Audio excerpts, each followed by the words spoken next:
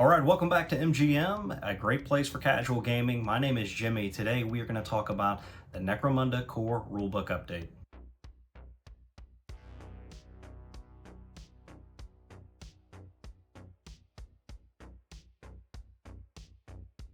Now, the core rules have been updated with some changes and a massive book has been provided. Unfortunately, I am not one of those people that get the book for free and I have to wait in line just like everyone else. I thought my book was coming in today. I called my friendly local gaming store to see if they had it. They said, yes, we do, come on down. So I immediately went down on my lunch break to see if I could pick that up, and they handed me this book, to which I said, no, I don't think that's it. They're like, yeah, that's the one that just came out last week or whatever. And I'm like, no, I'm pretty sure it's this one. And obviously there was some confusion, and in fact my order is still en route. So I don't blame them for that. Everybody can make a mistake. But it was pretty funny when they slid that across the counter, and my reaction, obviously. Even without the physical book in my hands, there's still enough on the web to go through and make a bit of a review video, kind of my thoughts on these rule changes. And we'll be going through those. There's going to be several good resources for this. I had a pretty long trip yesterday and I listened to both podcasts from Gilders Ford Radio as well as Some City Radio, so I've heard what they have to say. You can also listen to Wellywood Wargaming. He had a video that he posted. I believe Commander Cheapskate has also posted a video. And then there's Goonhammer as well, which has an excellent write-up if you prefer to go that route. So we all have different opinions on how the rules are going to be, and I'm going to start incorporating these rules in our campaign pretty quickly. And first, we'll just talk about some rules changes. And the first one out there is a -2 penalty for blast templates. Blast templates have been a go-to for fighters looking to avoid a penalty for cover, and also as a way to avoid testing your willpower with those ever so powerful corpse grinder masks.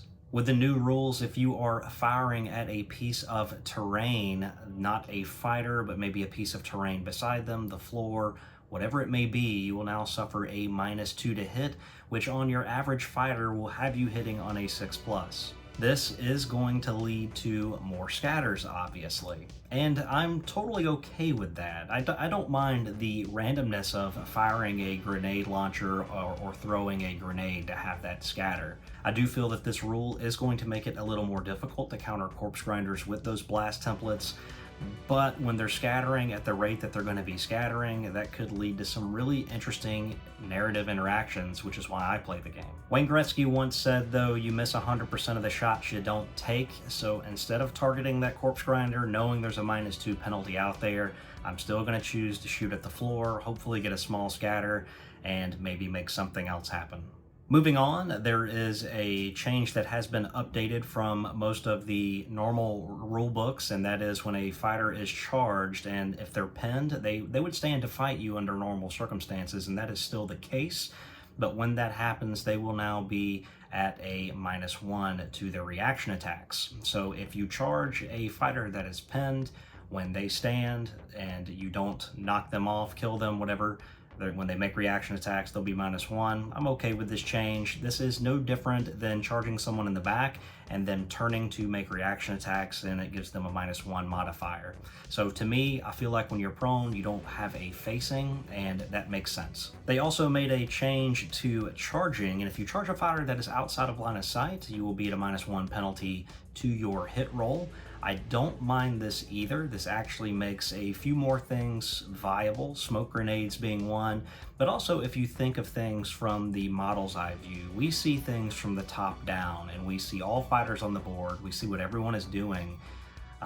Realistic, and I know the game is not realistic, but if you were one of those fighters and you're moving around the board, if you don't see the other fighter around a corner, if you have no visibility to them, maybe you can hear them or whatever, you go charging around the corner, you may not be as prepared as you normally would if you saw them in the open, knowing kind of what you were going to get.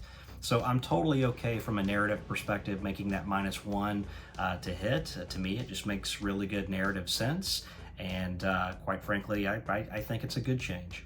Now we move on to one of the bigger changes, which is the injury dice. And when rolling multiple injury dice, if they're all serious injuries, after you take that first serious injury, the remaining serious injury rolls will be flesh wounds. And you've seen this numerous times on my channel where I would roll 3 injury dice and they would all 3 be serious injuries. Traditionally, that is just a serious injury. But now the rules are going to be that that first die causes a serious injury and the next 2 would cause 2 flesh wounds, reducing that fighter's toughness. I think this is going to make the multi-damage weapons just even more powerful, and I think that this is going to be a neat change as well. It may actually help speed games up too, because it feels like that fighters are going to be going out of action a little more easier or more frequently than they used to.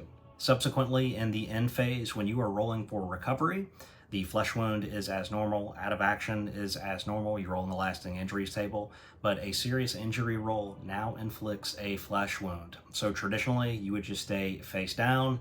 Now you are going to receive a flesh wound in addition to remaining face down. I kind of like this as well because it's kind of a bleeding out type of mechanic. And if you don't roll back over, you will eventually go out of action. Now, you can negate this to some extent by having an assist, which I like the way that they've done this as well. So on the assist, if you roll up that serious injury, you will actually not take that flesh wound. And to get that assist, a fighter needs to be within 1 inch. So that means that these assists are going to be a little more important than they used to. And if you have a fighter face down on the board, it will be more important to get a fighter over there to assist them. You still get to roll 2 dice and pick the best. And you just don't want to have people out there by themselves because eventually, if they get bad luck, they could bleed out. Now, webbed has changed a little as well. So you think House Delac with their web guns and web pistols, and it's still treated as a serious injury to an extent. However, when you are recovering in the end phase, if you roll your flesh wound, you would become unwebbed, take your flesh wound as normal. If you roll up a serious injury, you will no longer take a flesh wound, you would stay webbed. And if you roll an out of action result, you will roll a d6. On a 1 to 4, you are considered to be out cold. And on a 5 or 6, you roll on the lasting injuries table. Taking a look at skills, and there are several to note. The first one that we will talk about is the Medicae skill from Savant. It is a basic action, you roll a d6, and on a 3+, a fighter within 1 inch can recover a wound or take off a flesh wound. So this is going to be something that I do expect to see on the battlefield. I feel like that it is a very powerful skill moving forward. Another change is the leadership tree and overseer, to where you now have to pass a leadership test, which is a 2d6 test. And if passed, you can then nominate one of your friendly fighters within 6 inches. That fighter can take 2 actions as if it was their own turn, and it does not affect their ready marker. So if they've already activated, they could activate again, or you could activate them and still activate them at a later time during the game. So Overseer has always been a very popular ability, and now it changes slightly to where you have to pass a leadership test in order to get that off. Now, some of the major changes they did were in the Brawn skill tree, and we'll first look at Iron Jaw. Traditionally, that was a +2 to toughness against unarmed attacks. Now that provides +2 toughness to any attack, any weapon that has no AP. So I feel like that this is a massive change. And now when you're running this, you get +2 toughness on any weapon that has no armor penetration. I think that makes it much more viable. Hurl is now a skill. It has always been a thematic skill, but you can charge and use the skill now. I believe you can throw a fighter 3 inches, if I'm not mistaken. If you throw them into a wall or off a gantry and they fall, they can obviously take fall damage. And you can throw them into another fighter, which could potentially cause damage for both of those fighters. I can see a big Goliath guy like charging into a fighter and throwing them off of a catwalk or something like that. A ton of narrative potential. I would definitely pick this in my games, as I feel like that it would lead to a lot of moments that you'll remember. Now, there have also been some changes to the headbutt skill, which is also in Brawn, and that is now a free action. So you could charge in and headbutt someone, but you have to be careful because you in turn could take damage as well. The action is free. It does not cause any implications to your fight action or anything like that, so it could be pretty narrative as well.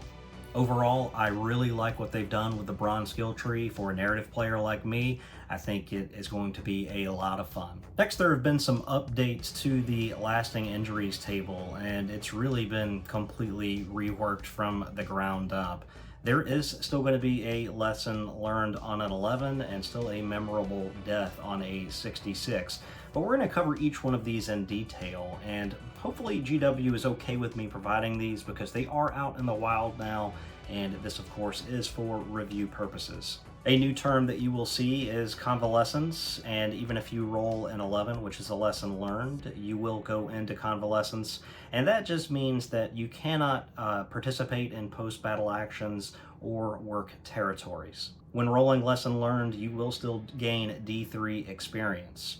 If you roll a 12, you will get a scar. It's an impressive scar, and it will actually increase your cool by 1. You just have to keep in mind that this can only happen once. If you roll up for another impressive scar, you would just simply treat it as out cold, which we'll cover in a minute. If you roll up a 13, you get a horrid scar, and this actually grants you the fearsome skill. And fearsome means if another fighter attempts to charge you, they have to pass a willpower check or the action fails immediately. If you've already rolled up for this, you would just simply treat it as an out cold. If you roll up a 14, you gain bitter enmity, and what this does is whatever gang took you out, the next time you play them, you actually gain the Berserker skill, which adds +1 to your attacks on the charge. And once again, like the other ones, if you had already rolled up for this and you do it again, you just simply treat the next one as out cold. Now this applies if you already had the skill, so if you already had Fearsome or you already had Berserker, then you would simply just be treated as out cold. Now, out cold is still a thing on 15 to 26 on a D66, and that just means that you do recover in time to take part in post-battle actions. A 31 to 36 is convalescence, which we have already discussed. You do not take part in post-battle actions, but you will not be in recovery. If you roll up a 41, it is an old battle wound, and you have to continue to do this progressively every battle that fighter participates in. If you roll a 1 after the battle, that fighter does gain convalescence. A 42 roll is partially deafened, and while that doesn't do anything, if you happen to roll that again, then you actually reduce your leadership by 1. A roll of 43 is humiliated, so you actually reduce your leadership and cool by 1, and you go into convalescence. 44 is going to be your eye injury, sends you into recovery, and reduces your ballistic skill by 1. The next one, of course, is going to be the same, only for weapon skill, still going into recovery. Hobbled is a 46, still reducing your movement characteristic by 1. 51 is now a spinal injury, reducing your strength by 1 and sending you into recovery. 52 is enfeebled, reducing your toughness by 1 and sending you into recovery. 53 is going to be a head injury, reducing your willpower and intelligence by 1, as well as sending you into recovery.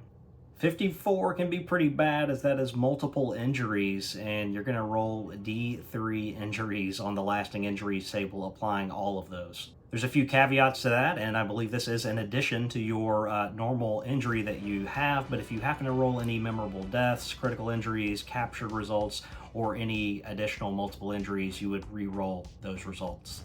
Continuing on a 55 or 56, the fighter may be captured, which we will cover a little later, and then 61 to 65 is going to be your critical injury, kind of as we've seen in the past, with a 66 being, of course, the memorable death. So my overall thoughts on the lasting injuries table, I think it's overwhelmingly positive. There is a certain amount of bookkeeping that it does add, which we already do anyway if we play this game in a campaign setting. There's going to be some of these where you have to remember that, hey, you hold a grudge against a certain gang, so you gain Berserker, or, this fighter has the fearsome skill. Those are things that you have to keep up with, make notes on your cards. There are some of these, like partially deafened, where you have to remember, hey, look, I've already rolled for partially deafened on this fighter once, and now I've hit it a second time, and now this happens. So there's a lot more note taking and keeping that you have to do. But overall, I love seeing a more fleshed out table with more things that can happen and more things that can drive the narrative forward. A quick note on captured fighters, which is on a 55 or 56. You would set those fighters aside. If you win the battle, they can escape on a 4+. If you draw with your opponent, they can escape on a 5+. And if you lost the battle, they can escape on a 6+. Otherwise, they become captured by the enemy. And captured fighters is not something that we typically deal with in our current campaign, because I feel like you got to take your out of action fighters or people that were still on, maybe seriously injured, roll 2d6, and if it's 14 or higher or something, then somebody has the potential to be captured. And I think these rules just kind of streamline that, clean it up a little bit, and I think it's going to make it a little easier. You're probably going to see a lot more captured fighters in the future, which again just expands on the narrative stories that we can tell. Now, there also have been some changes for the critical injuries when escorting a fighter to the dock. If you roll a 1, you still die. It's still 2d6 times 10 credits. On a 2 to a 5, you just simply roll again on the lasting injuries table, re-rolling some of those that we mentioned earlier, such as memorable death, critical injury, multiple injuries, that type thing. Being captured, I think, was another one. And on a 6, you are able to fully recover. Moving on, the XP system has received some updates as well, and I think it's well welcomed by the community. You'll now get an XP for seriously injuring a fighter, which I think is really good. I believe you will also get an additional XP if that fighter was a champion or leader. If you play in the Ashed Waste, if you wreck a vehicle, that will give you 2 XP. And now you also get XP for a fighter lending an assist to a seriously injured fighter, and I think that is a much needed improvement as well. If you've got a fighter within 1 inch of another fighter that's seriously injured and they are trying to give them an assist, they'll get 1 XP for that as well. In short, these are some much needed XP improvements. I think if you play your standard campaign, whether it be 6 games or whatever, this is going to help you get some additional XP to have more fun in the game, and I'm all for that. Looking at advances, it is expensive. It does cost 12 XP, but keep in mind you're going to be getting XP more frequently now. You can spend 12 XP to unlock a skill from your secondary skill tree. I think this change is well welcomed by the community as well, because the secondary skill trees were simply on a chart but not really used. Another welcome change is the black market and trading post, which kind of merged together now, and this book consolidates a lot of what was spread out over numerous books in the past. Now, we haven't used these in our games of Necromunda, but this potentially may open that up moving forward now that everything is going to be in one place for the most part. Now, for the campaign side of things, there will be some updates to tactics cards and some ways that you can use those. There is one that is the limited method, so you take 30 cards at the beginning, and as you use those cards throughout the campaign, you burn them and they can't be used again. I think that's pretty interesting. There's also a lot of updates to your campaign variants, a lot of different modes that you can play, as well as an update to your underdog tactics that we won't be going into specifically in this video. There's been some updates to the scenario-specific rules, particularly to Sentries, Pitch Black, and some others. And for additional reading on those, I would definitely refer you to the Goonhammer article, which I will link down in the description below. At any rate, I am massively excited for this book. Despite me not getting it today, this was a video that I was looking forward to making with my book in hand, and it did not happen today, so I said, hey, look, I'm going to make it anyway because I know a lot of stuff is available online, and again, unfortunately, I don't have access to it early. Overall, these are welcome changes. I think it's going to add a lot narratively, despite having to keep up with some of the lasting injuries, kind of game over game, if you will. I use Yak Tribe for a lot of my stuff, so it's easy to take care of statistical changes and things like that.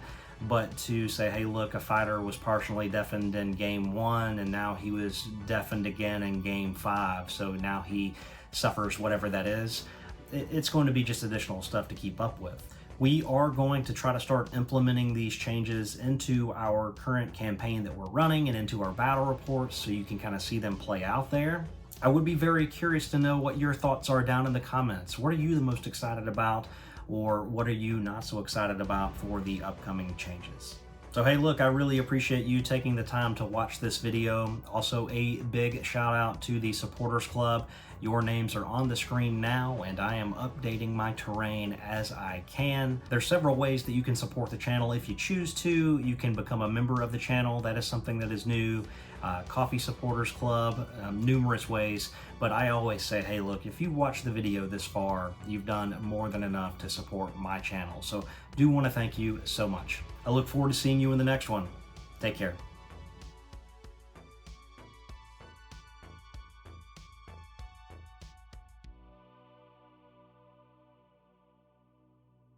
If you roll up a 14, you can gain bitter enmity. If you roll up a 14, you can gain bitter enmity. If you roll up a 14, you can gain better enmity. If you roll up a 14, you can gain bitter enmity. If you roll up a 14, you can gain bitter enmity. And this essentially, whatever gang took you out of action, you kind of hold a grudge against them, and you actually gain the Berserker skill. If you roll up a 14, you gain bitter enmity. So my overall thoughts on the lasting injuries table.